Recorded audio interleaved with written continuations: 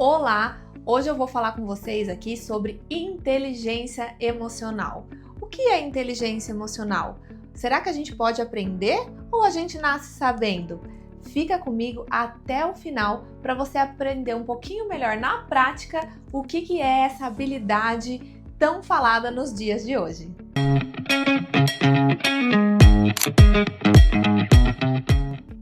Eu sou Ana Luísa Seglio, especialista em terapia cognitivo-comportamental e neurociência. Vamos lá! Para começarmos, nós precisamos entender o conceito de inteligência emocional. Então eu trouxe para vocês um exemplo muito prático que todo mundo tem em casa, que é essa buchinha de lavar louça. Inteligência emocional é a capacidade que nós temos de passarmos por situações difíceis e ainda assim conseguirmos nos comportar de maneira assertiva. Então pensa comigo, ao longo da nossa vida, no dia a dia, todos nós passamos por situação de estresse, de tristeza, de raiva, de medo.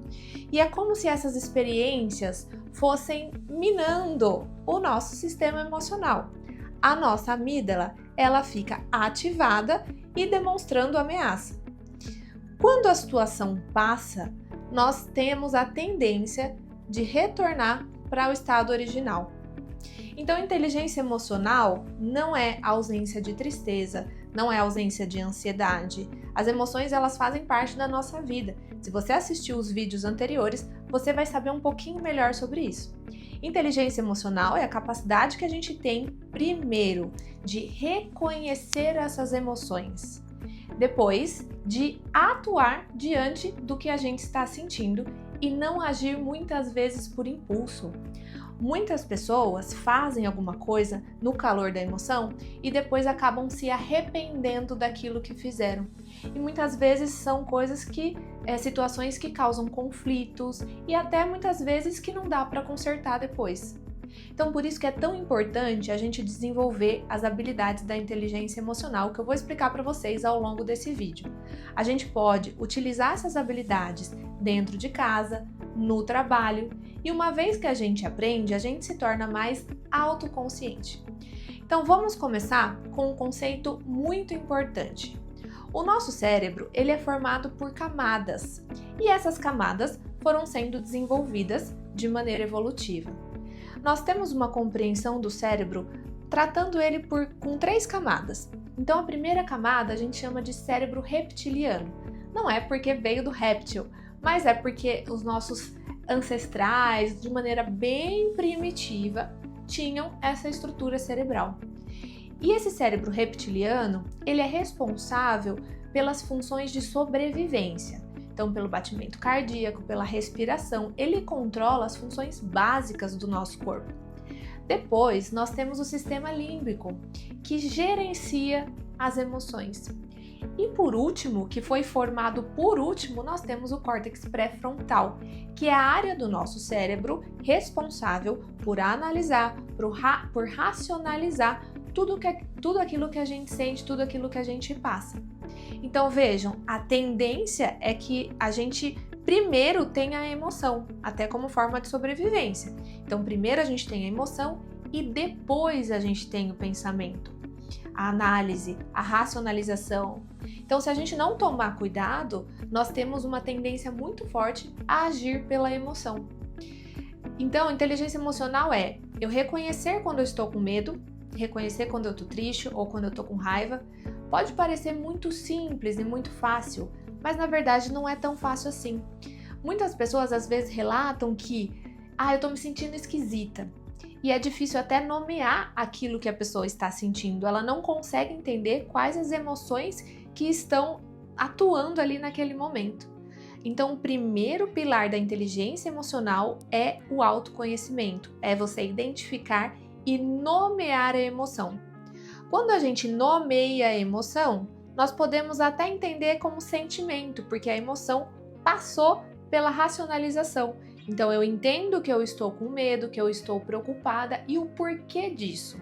Estou preocupada porque tenho um projeto para entregar na semana que vem. Estou com medo de não dar conta. Então, Entendi tudo isso, já é meio caminho andado para a gente conseguir lidar com tudo isso. Segundo ponto da inteligência emocional é a gente controlar e gerenciar aquilo que nós estamos sentindo. Então imagine que você está numa reunião importante e você está sentindo muita raiva de alguma coisa que a pessoa falou ali na reunião. Primeiramente, você reconhece que você está com raiva. Segundo, você observa se é o melhor momento realmente para você dizer alguma coisa. Então você não age por impulso, você controla, você utiliza estratégias e aí a gente entra no terceiro pilar, que é o que você faz com aquilo que você sente. Você usa uma estratégia para regular a sua emoção, para conseguir aí sim ter automotivação e agir de uma maneira assertiva. Então, voltando ao exemplo da reunião que eu acabei de dar, você está numa reunião, você ficou com raiva. Primeiro, identificou a raiva. Segundo, utilizou estratégias de respiração, de desviar o foco, de analisar o pensamento. Então, você controlou a sua emoção naquele momento para não agir por impulso. E na sequência, você pode pensar o que fazer com isso. Poxa, se eu fiquei com raiva, eu vou conversar com a pessoa, mas no momento em que você esteja calmo de preferência. O maior conflito que acontece muitas vezes, até mesmo entre casais, é a discussão no calor da emoção. E veja o que acontece. Se você não consegue nem reconhecer o seu estado emocional, você não consegue criar estratégia para isso. O medo é a mesma coisa. Vamos supor que você vai fazer uma viagem muito importante a trabalho e você está sentindo uma coisa esquisita, mas não sabe identificar muito o que é aquilo. É muito difícil você tomar alguma decisão diante dessa dúvida. Agora, se você consegue identificar que você vai fazer essa viagem e você está com medo, porque você não conhece o lugar, porque você nunca viajou de avião, você de repente pode procurar informações que te deixem mais tranquilo. Então, poxa, estou com medo de andar de avião. Deixa eu procurar entender o que acontece no avião para de repente eu conseguir ficar mais calmo. Então, são os 3 principais pilares relacionados ao autoconhecimento. Voltando, autoconhecimento, controle das emoções e automotivação, o que eu faço com aquilo que eu sinto. Não são só esses 3 pilares que a gente entende pelo conjunto de habilidades de inteligência emocional. Existe também o entendimento da emoção do outro, porque a inteligência emocional é a capacidade que nós temos de lidarmos com as nossas próprias emoções e com as emoções dos outros. Grande parte do nosso dia a dia, nós estamos convivendo com pessoas, seja no trabalho, seja na família. E onde existem pessoas, muitas vezes existem conflitos. E é preciso a gente estar sensível ao ambiente e notar a reação das outras pessoas para que a gente também possa tomar decisões diante disso.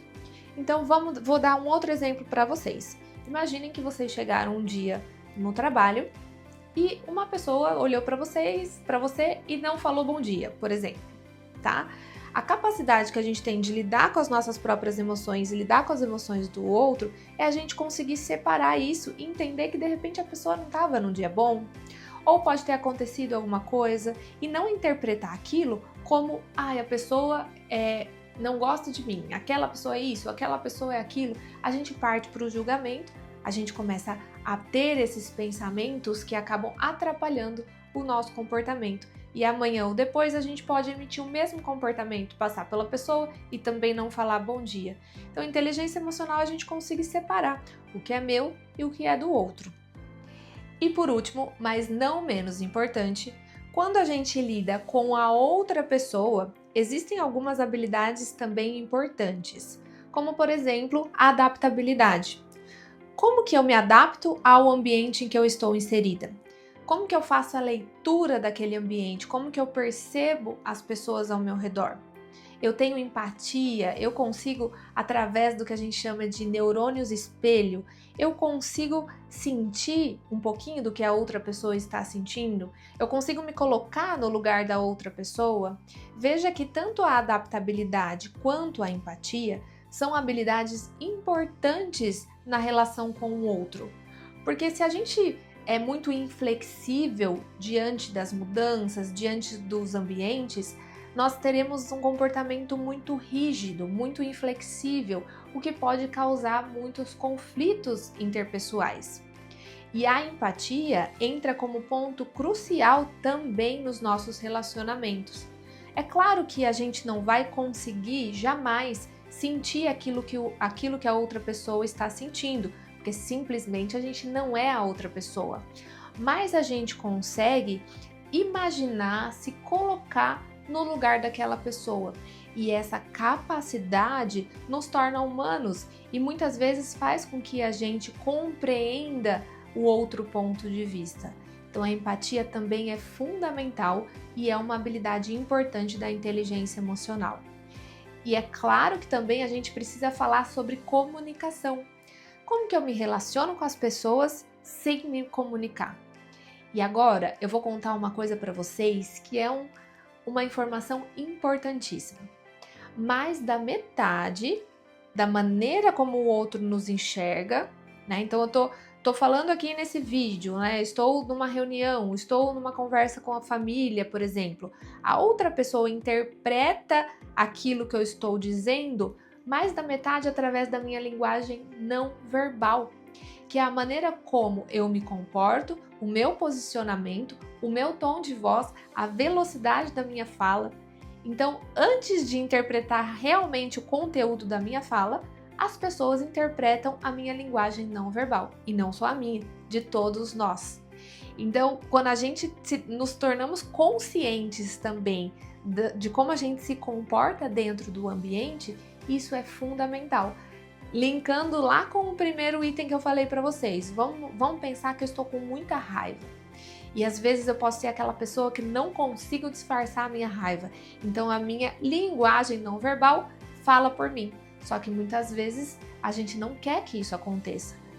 Então, à medida que eu sei que eu estou com raiva, eu consigo de repente controlar a minha linguagem não verbal para não transparecer aquela emoção naquele momento, porque eu não quero transparecer, né? E não porque a gente precisa reprimir as emoções, mas existem alguns contextos que nós não queremos transparecer aquilo que nós estamos sentindo, tá? Então, mais da metade é linguagem não verbal.